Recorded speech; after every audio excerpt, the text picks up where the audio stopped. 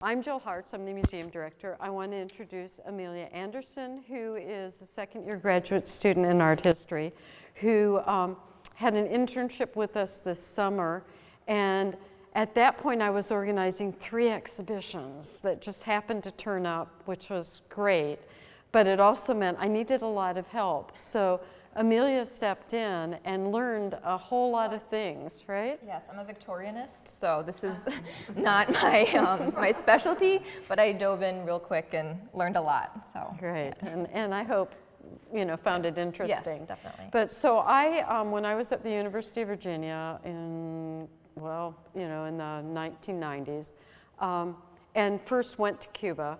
And I didn't know the artists, so I couldn't go to their homes or their studios, but I went to there are 3 major contemporary art galleries in Cuba at that time. They're all everything was government controlled, it still is, but it's, and they had major pieces in these galleries by these artists and many others. And not so familiar with totalitarian regimes, although who knows, maybe we'll experience one. You never know from day to day what's going to happen as a citizen of a country like that. You don't know if what you're doing one day is fine and the next day you might go to jail for it. So there's a lot of self-censorship in countries where you don't know what your freedom limits are. And Cuba is like that. So it happens much more with journalists, with people who are gay, people who larger communities can, human rights activists, people that are really on the lines with the people that they understand. But art is often a different thing because there's a smaller population that enjoy visual arts, although in Cuba, that's not necessarily true. I was there for the last biennial. And for the opening night, families were going to everything. And when they closed the Malecon and people were walking down the street, it was everybody out there.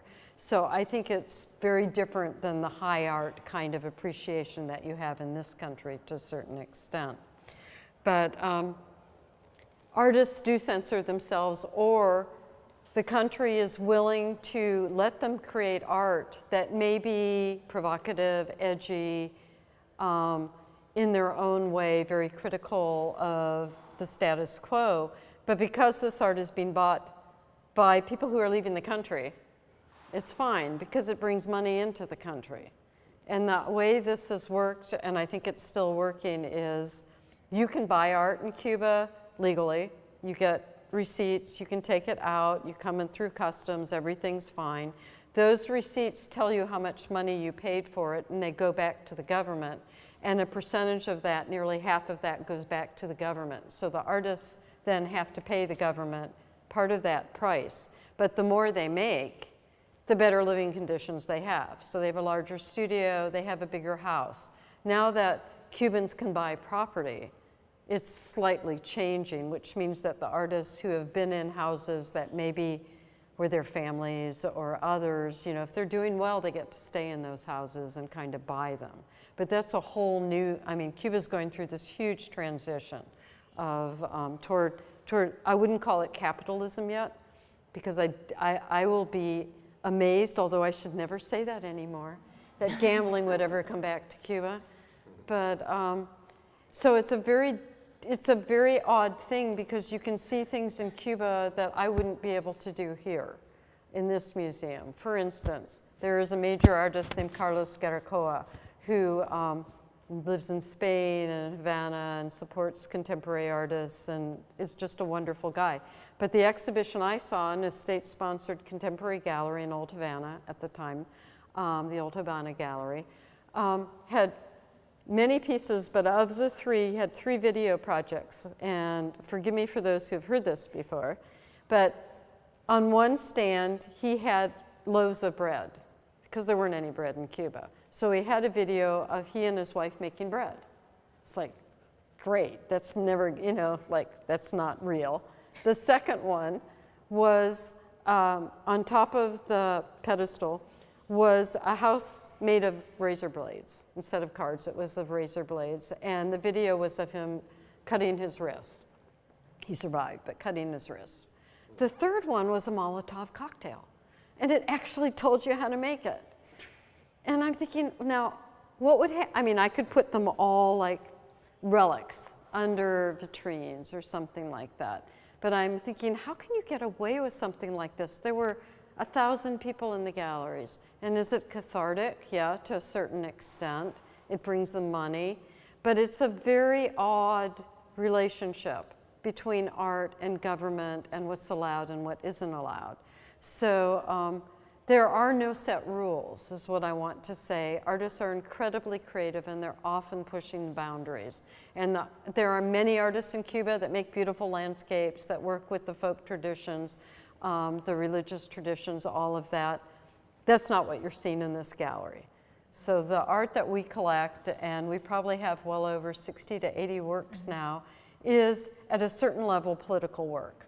It could be feminist, it could be directly political, but it's the art that is of its time. And it's really marking the time that these artists are making art. And we'll go around and talk about this, but I have to remember from that first trip 20 years ago, and they kept the Americans very separate. You had to go through a different set of customs, all the rest of it, and we got on our bus because you had to have, even if you had to be an official tour and you had to have a local guide. So we're on the bus and we're going into Havana, and there's this big billboard, and it has 3 figures on it, and it basically said, "Your future is in your hands." And one of them was like a scientist person with test tubes, and one of them might have been like a computer person with technicians, and the other one was someone with a paintbrush. And I thought, would we ever see something like that here? That says being an artist is as valued as any of these other professions? You know, because the artists are suspect, right? You're loafers, or you're whatever it is, it's not a real occupation, as it's valued in most of the rest of this world. So it was like, oh, that's interesting. We'll see. But in any case, that caught my fire, and it's never left. And the artists that I now visit in their studios are still in dialogue with their culture. I think their next stage is trying to figure out what happens when they need to create art, if they do, that isn't just Cuban oriented. How many of them are going to survive? Because a lot of them, what's so exciting is how they are representing their country and themselves. So we'll see. So we thought we would go around, and generally, it's not a big show, and these are almost all, other than the Amelia Garcia over there, are all works that were acquired or given when many of us were there 2 years ago for the last Biennale. And they're artists, some of whom are already in our collection, and it's their latest works, and others are for the first time. So what I want to say, Justin has asked me to say this, is that we are videotaping this. So as we look at things, keep in mind the camera, so you're not obstructing the camera's view of the art. I don't care about us, but, right? You can obstruct me. Yeah, well, you can obstruct us at any time. So maybe what we'll do is, shall we start with the Gonzalez piece, since we're facing this way, kind of?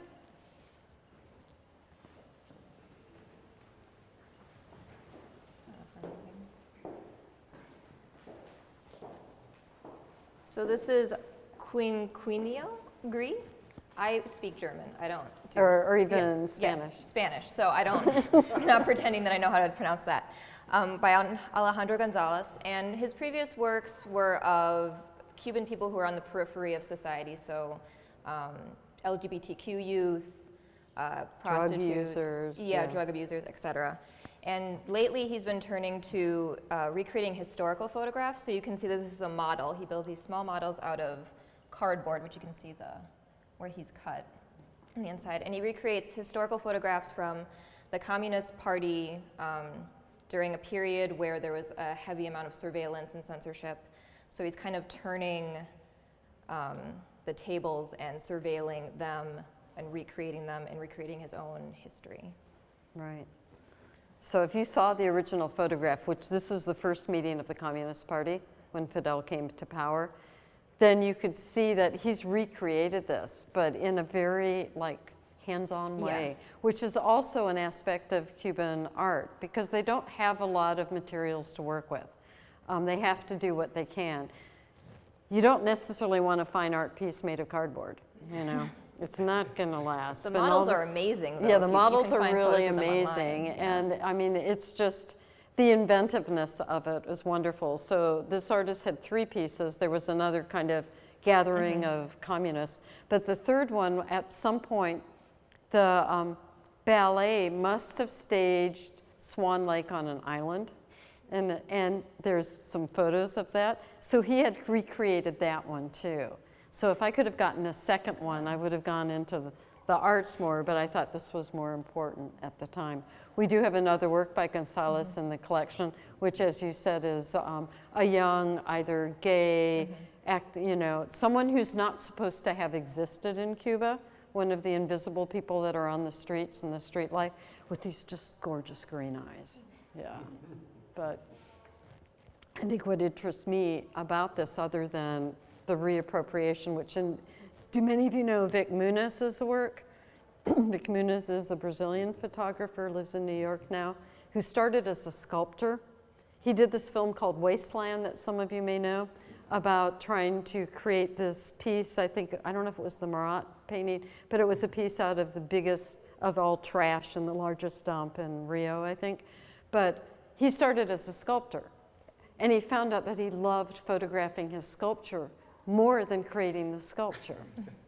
So he ended up creating sets like this, or working with dust or chocolate or coins to create a piece like this, and then the photograph is the lasting monument. So this is kind of that tradition. I don't know necessarily that that's where he came from, but it's important to know that while we think of Cuba as isolated, Cuba has never been isolated. It's in touch with everything that's going on in the world, not necessarily through the internet, which has been very hard until now.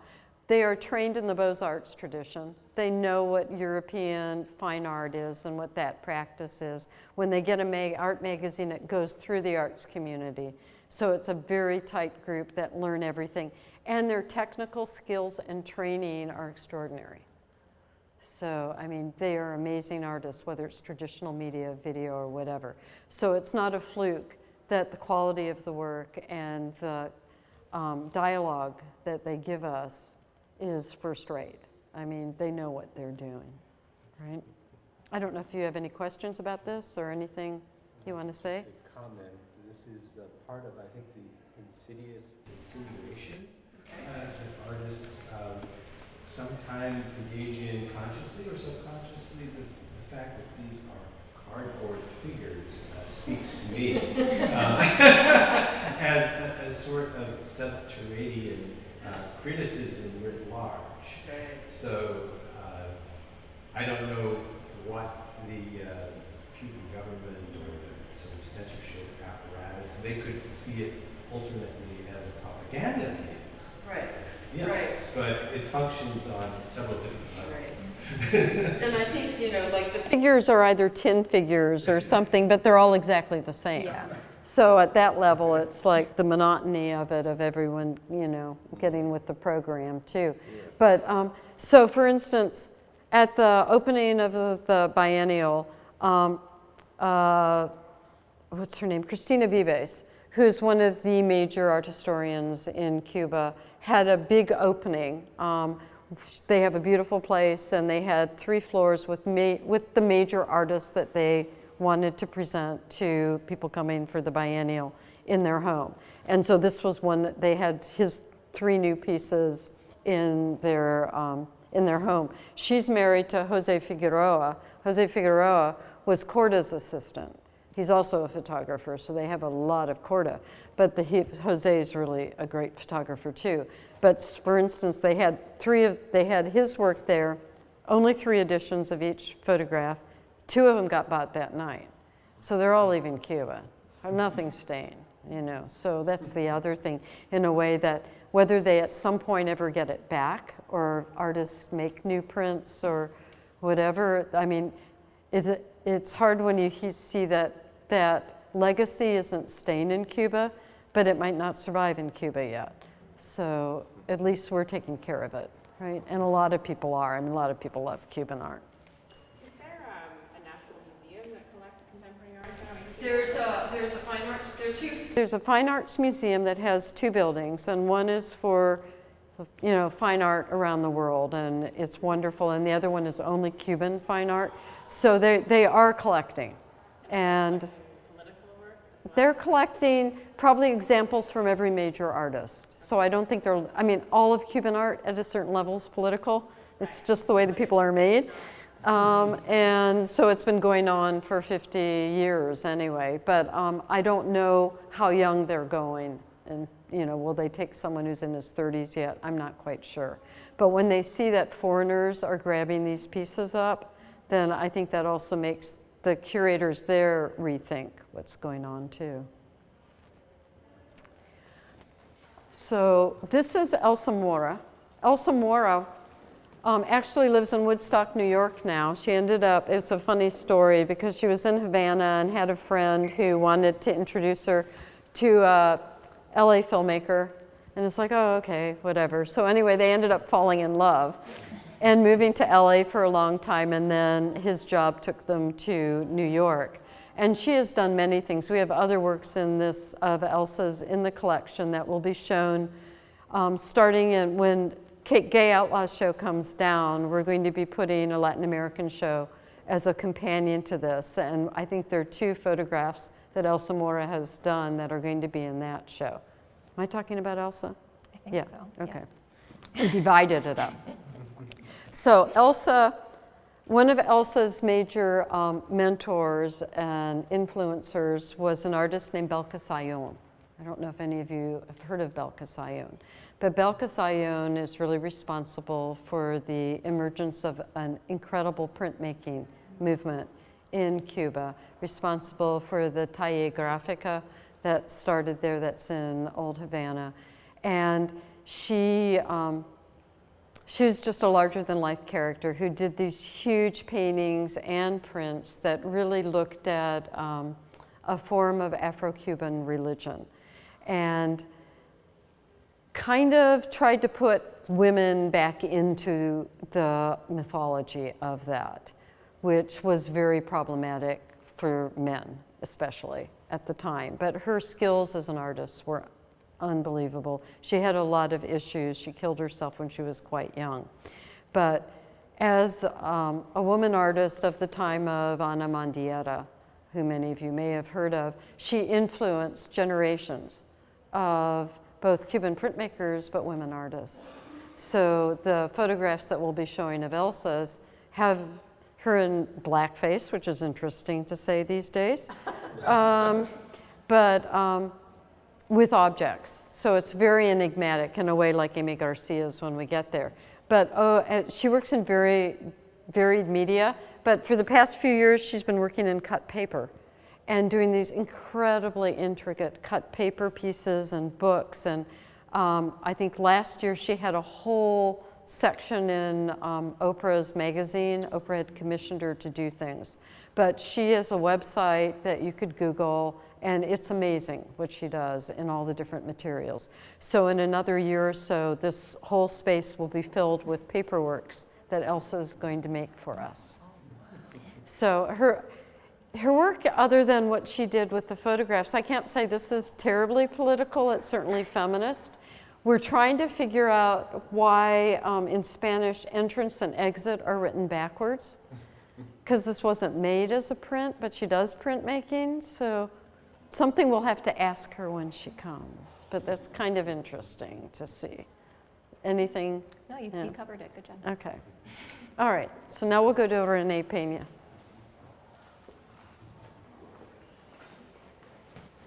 So this is Renee Pena's Rituals Man with Chicken. And Renee Pena's process for photography is very solitary. He works just with himself in a studio alone, and he only uses his body and other objects. He doesn't have any other subjects that he uses in his photography, and it's predominantly black and white, although he's moving into color recently. And he uses his body to focus in and show dichotomies between black and white, especially racially within Cuba, and focus on what limits minorities, the differences that limit minorities within Cuba. So I think that we all think, well, it's a socialist state, so everyone's equal, but a lot of the lighter colored people in Cuba have left Cuba. So when you go to Cuba, you'll see that a lot of people are darker skinned. We know that there's the African connection with Cuba, but there is still prejudice there in terms of color of skin. So it's sad to see, but Rene, who is an incredibly handsome guy, deals with that. And this piece also reflects, so the special period, or what's called the special period in Cuba, happened after the Russians left. So the Russians were there and they gave them a lot of money and they built all these awful buildings. And the Russians and the Cubans hated them. But the Russians left. And at that point, the Cuban economy just tanked. They had nothing. And at some point during that period, Fidel decided that if he could give a chicken to every family, they would be able to take care of themselves.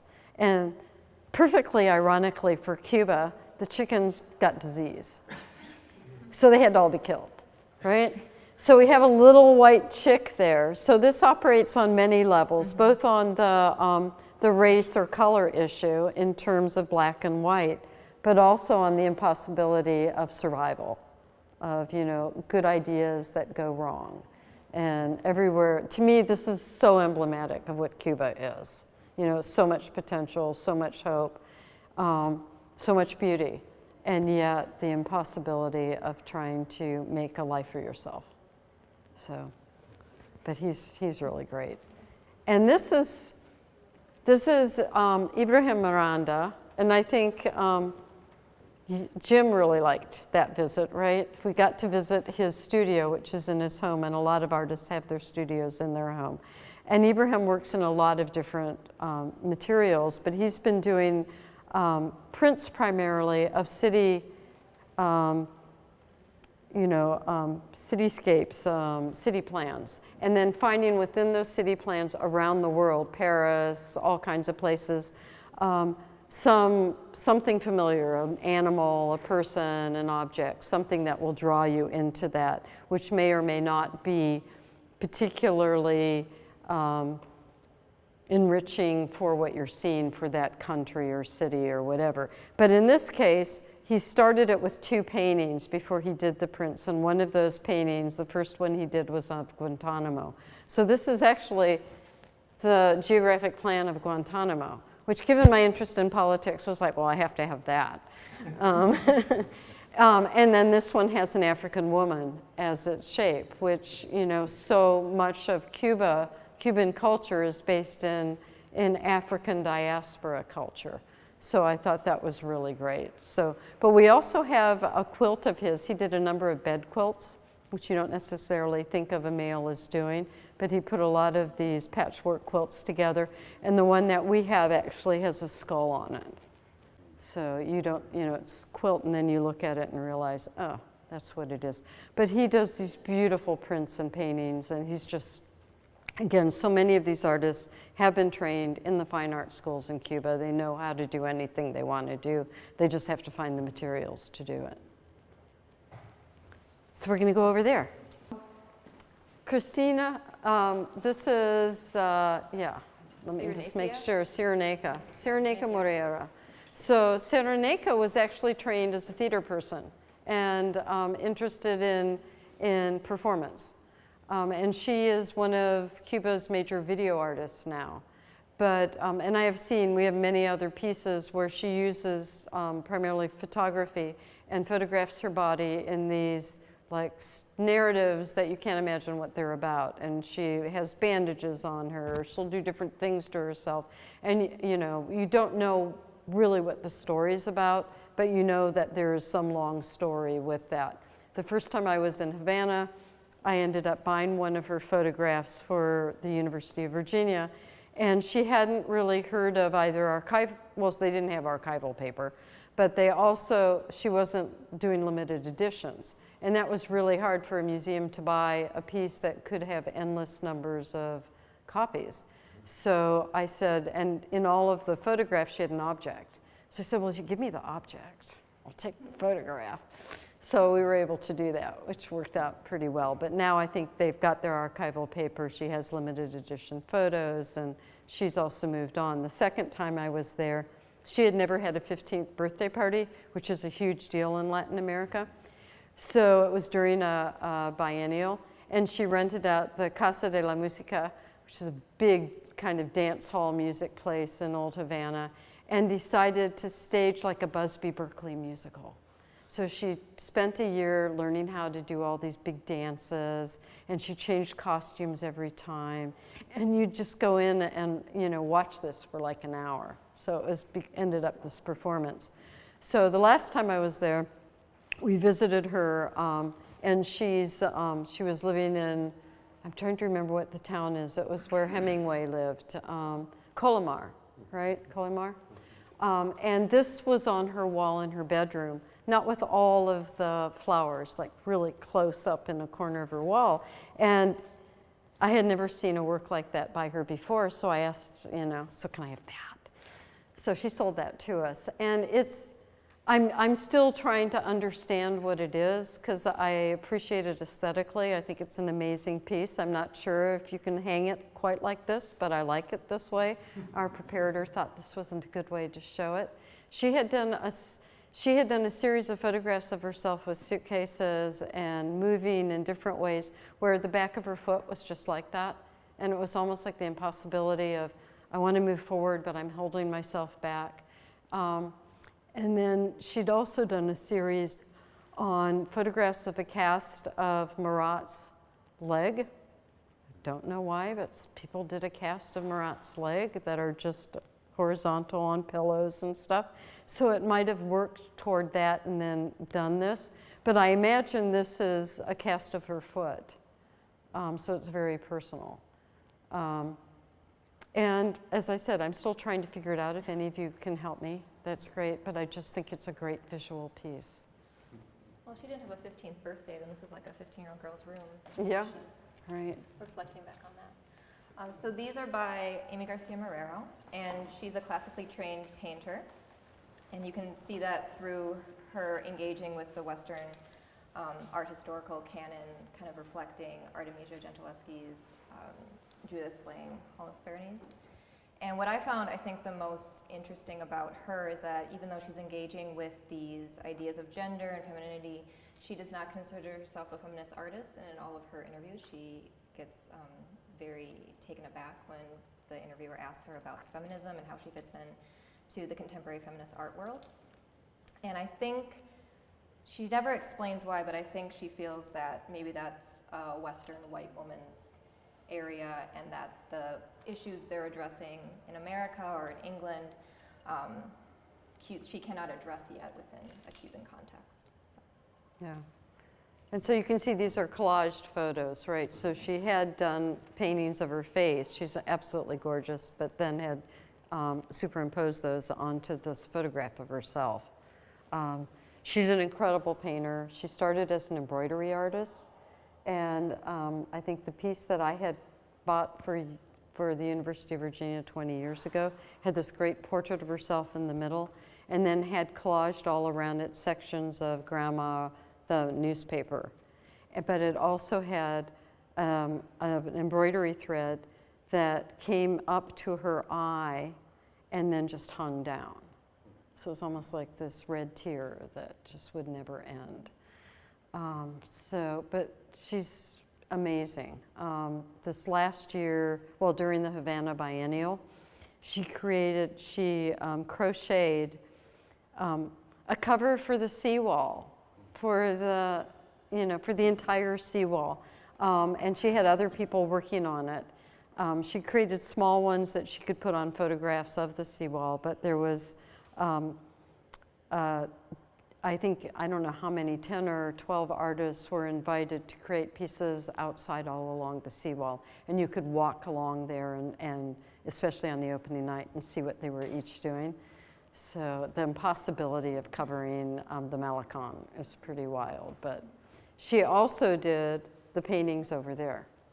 So one of them is a portrait of her, and the other one could be, I don't know, her mother. She paints her grandmother and her aunts and her mother quite a bit. Yeah, quite a bit. So it's a family connection, which includes the, whether it's a bracelet, a necklace, or whatever, connecting the past and the present. And her incorporating textiles, especially into her paintings, is taking back to the special period where she needed to get crafty with her materials. Right, but just creative and wonderful.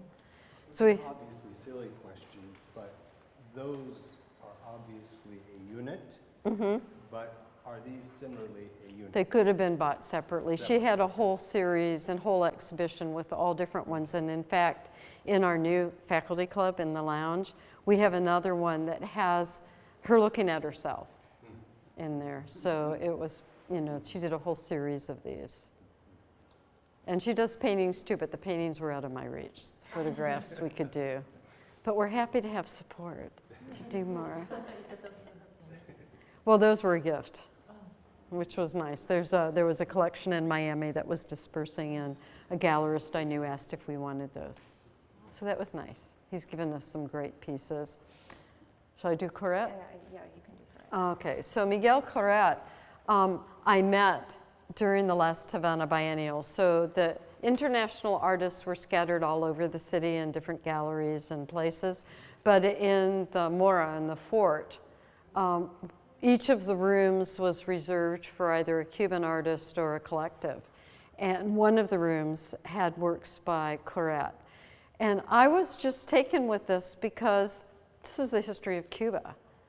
And this is his history of Cuba by Marx. So I have a list somewhere. I think Cheryl and I have it somewhere where we can go through each of things. But like this is when the Russians were there, right?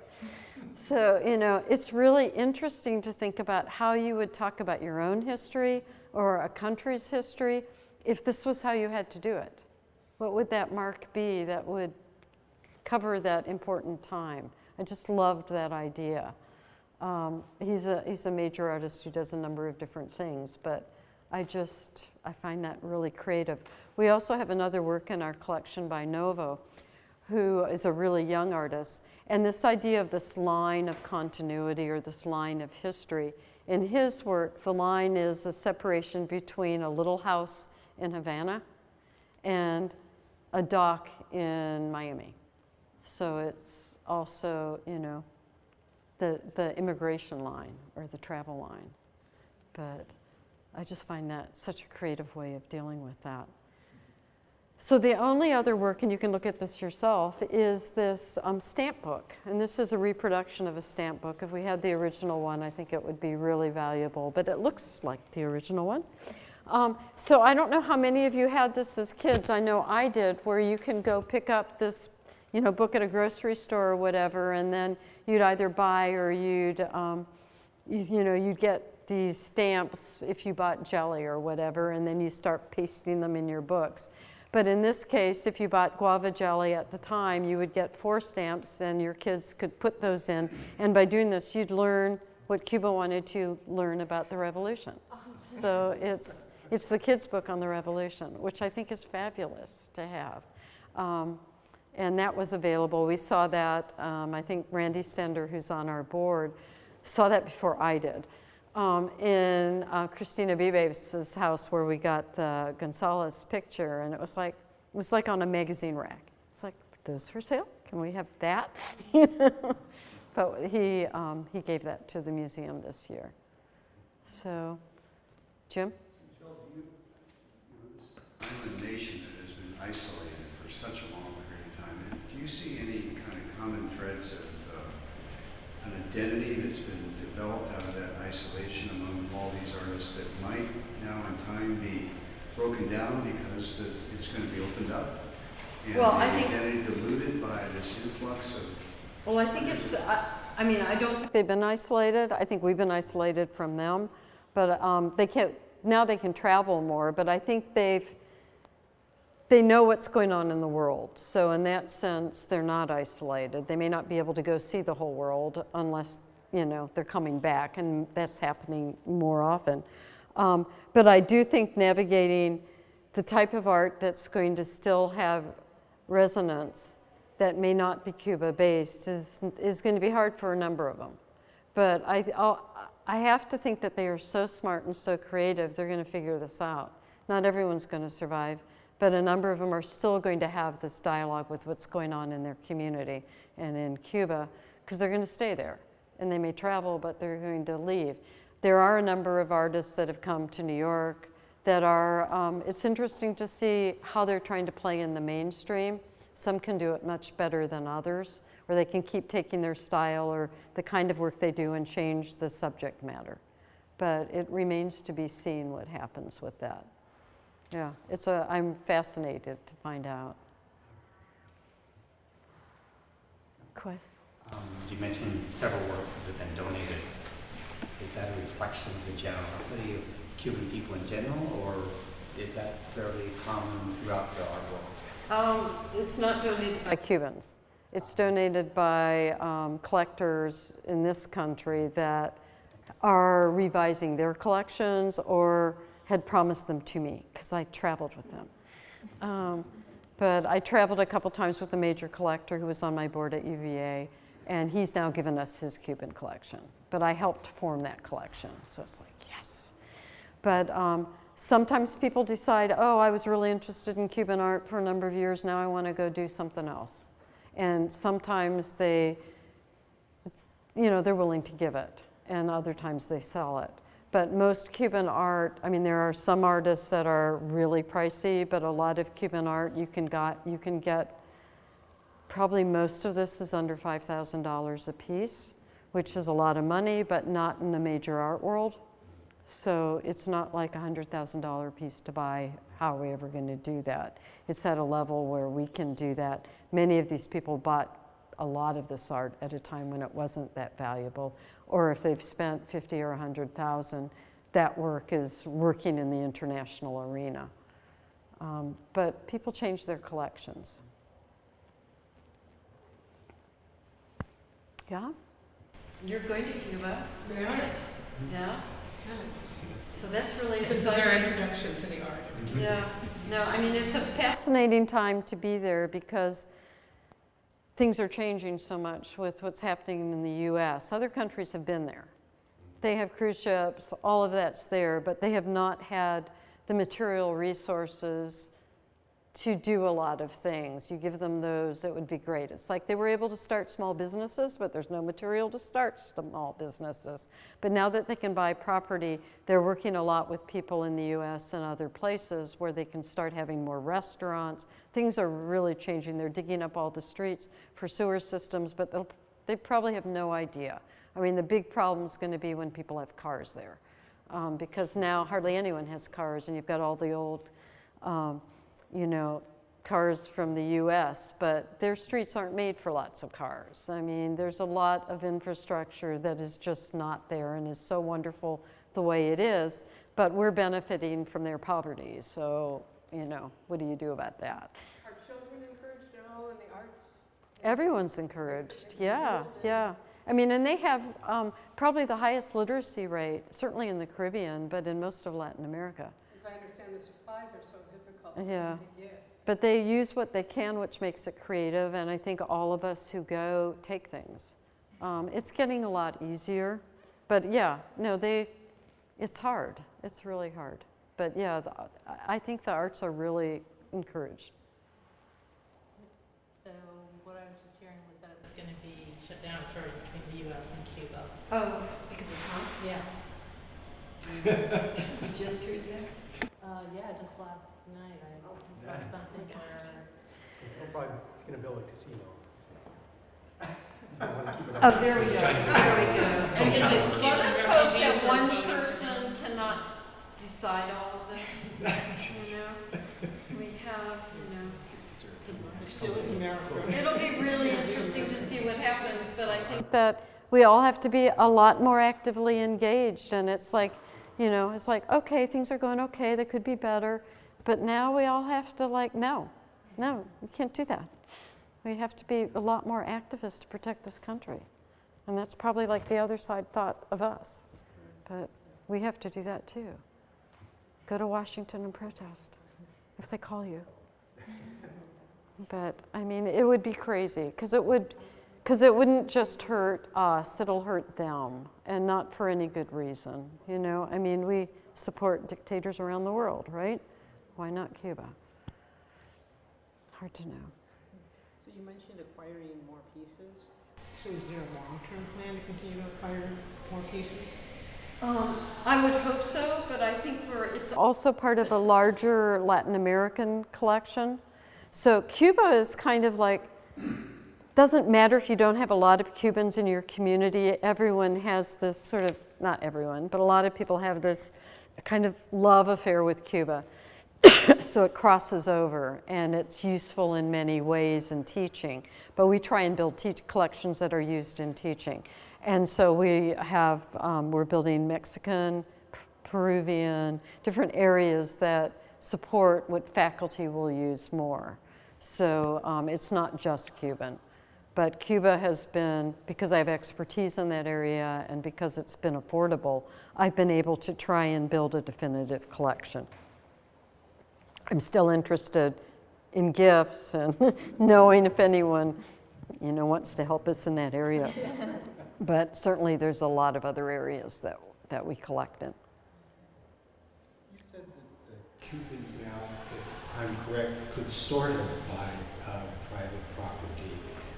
Could you enlarge upon that without getting into many of the weeds? It was either a year ago, November, or maybe 2 years ago, I'm not quite sure, that the law changed and you could buy property if you lived in Cuba. You can't buy it if you don't live there. But what's happening is a lot of US side Americans are sending money to Cubans to buy property. And there are a lot of their new hotels going up, restaurants, stores. I mean, I remember the days where you'd go through Old Havana and there were no stores. I mean, you could go around the alleys and find things, but I mean, I feel like a third world person when I walk down the street and it's like, oh my God, there's a shoe store and there's shoes in it. Still aren't a whole lot though by our perspective. Right, but it's like, whoa, there's like something there. I mean, I remember going to Russia at the beginning of détente, and they hadn't quite figured out market demand. So you'd go to like pharmacies and they'd have one of everything and it would be like, oh no, we don't have that, right? We're just showing you this. But that's the same thing when I first went to Cienfuegos 20 years ago, and we'd had 4 days in Havana, and it was a hard time. There were no spices. It was, you know, and you're eating in all these private places. And we went to Cienfuegos, which is like their wedding capital. Nice pictures, all the rest of it. And we went to this restaurant that was called Recuerdos de Camarones. So that's like memories of shrimp. And we just all burst out laughing because it was like, okay, we get it. We get it. And there was no shrimp, you know, there was no shrimp there. But we got, you know, it's like, but there's always beer, you know, or whatever. But it was like, really? You can do this? But you'll have a great time. Drink bottled water. Yeah. But other than that, it's you never know. What kind of art supplies should we bring? Wow. I mean, we're told that they welcome anything. What are you saying? Any archival material. Paper. Try to do conservation of no materials. So paper, archival material, paper, mylar sheets or something that you can pull up and bring and give and donate. And all your Cipro, leave all your Cipro if you don't need anything. He took lots of Cipro. Right, but colored pencils, anything you bring will be appreciated. And if you're thinking of wanting to get posters or prints that you would roll up and put in a tube, bring a tube. Because there are no stores that sell tubes. There are alleyways that you can, like, I went around to find it. I mean, it might have changed. I haven't been there in 2 years. But it was like there's, you know, and I found one, but it took me like an hour to hunt one down that I could use. But, you know, if you're thinking, it doesn't hurt to put a tube in. But thank you for coming. Appreciate it.